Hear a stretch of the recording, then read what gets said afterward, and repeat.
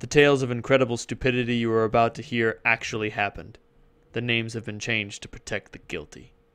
Welcome back, everyone, to Failing for Effect. You're here with Randall Lefevre and Hedoth. It's story time with Hedoth, everybody.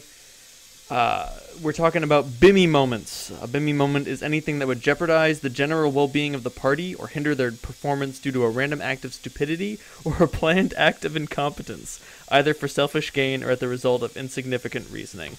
So I hear we're going to Star Wars land for this next tale. It's actually not Star Wars land. Again, thank you for having me again. But yeah, no, this was a pickup game. It was the way the game worked is you would go around and you would get one or two genres from each player. Okay. And you would then build a universe off of it. Okay. And in this particular instance, it was a pickup game that eventually became a pickup campaign because our GM was running a game previously that none of us were really into, and he just decided to do a pickup game one night. And we enjoyed the pickup game so much more than the actual game, which resulted in us wanting to play the pickup game again in that same universe. And so, to give you a little bit of a background, I think it was like Western Jedi, not space Nazi, something or other, steampunk, maybe? Okay. So we got so some... like you take these genres and you slap them all together and you get what was like I think the second or third session of the game. And long story short, Bimmy's character was basically a Jedi. Right. He had a sword that was basically made out of energy.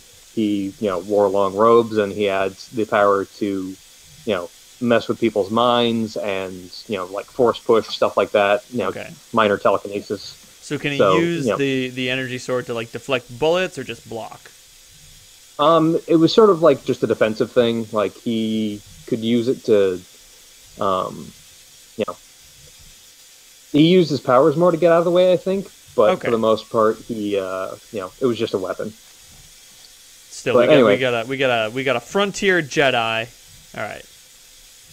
And I think I had done Gothic horror, which is how I got my character. Which one of the things about it is that you only have so much control over what character you play. The GM sort of comes up with the backstory for your character on the spot, so you have like a little bit of control like as to what you want to be, but how you got to where you are is entirely up to them. Okay. And I've got a bunch of great stories about this pickup game that we might want to do a series on at some point in the future. But anyway, so I am playing a genetically engineered vampire that was created by basically space Nazis. So I had a whole bunch of neat little nifty powers, and I could regenerate, and I don't think I could turn into anything, but I think I could teleport. Okay, that's pretty wicked. Anyway, as I said before, Bimmy was basically playing a Jedi.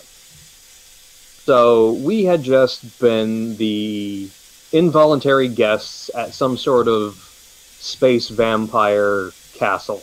Think Vampire Hunter D, Bloodlust, that sort of a thing, where everything's just sort of super advanced, but it's still taking the form of Gothic cathedrals and arch and spires, things like that. Okay, I can dig it. So anyway, we got sort of invited to leave shortly thereafter because, we were problematic to say the least.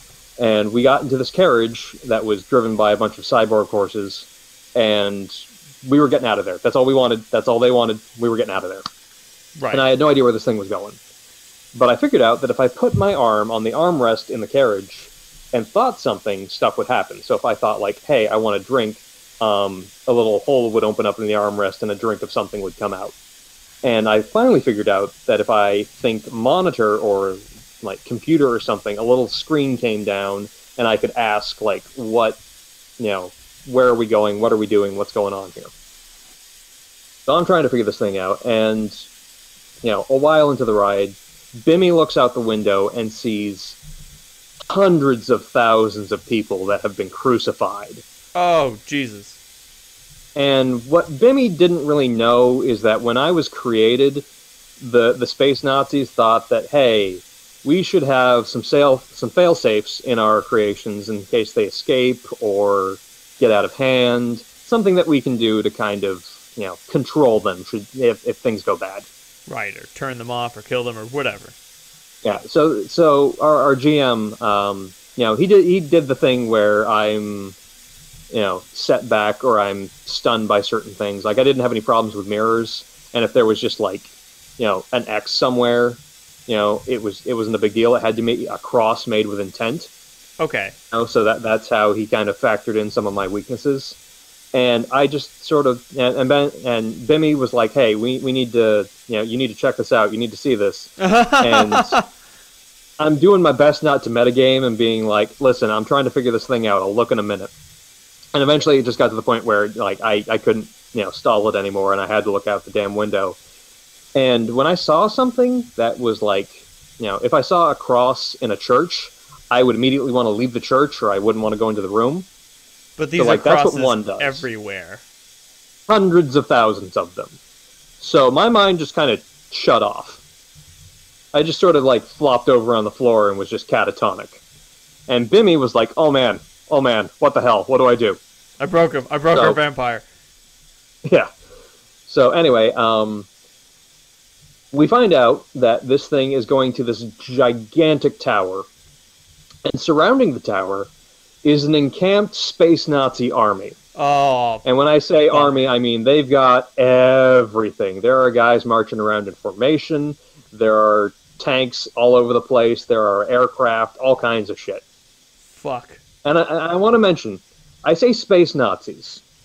And when I say space Nazis, I mean everybody's in a spacesuit of some kind. Like they've all got the long trench coats, and they've got the gas masks and the helmets and stuff, and like they are prepared for the elements.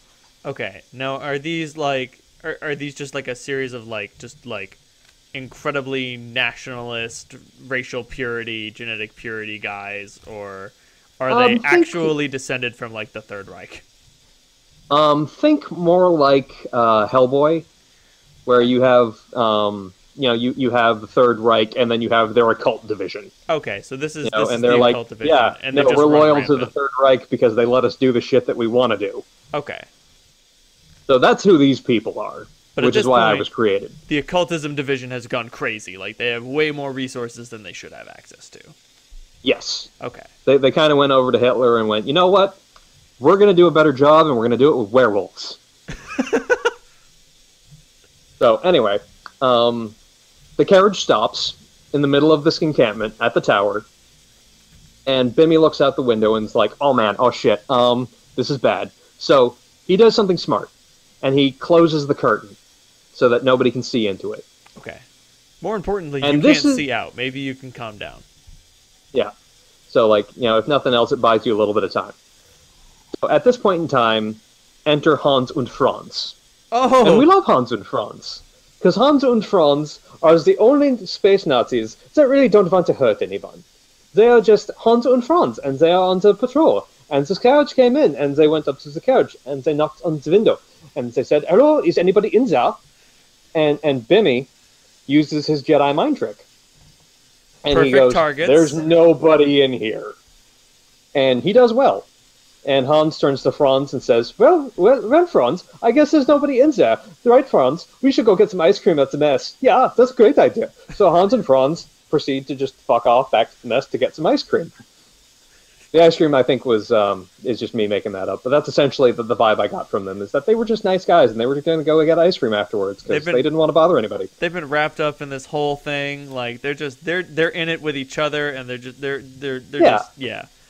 Yeah, the Hans and Franz, they've got a special connection. They want to make sure that each one of them gets out of this alive, and that, they just don't want to hurt anyone. They just want to get out of it alive. They're not card-carrying Nazis. Yeah.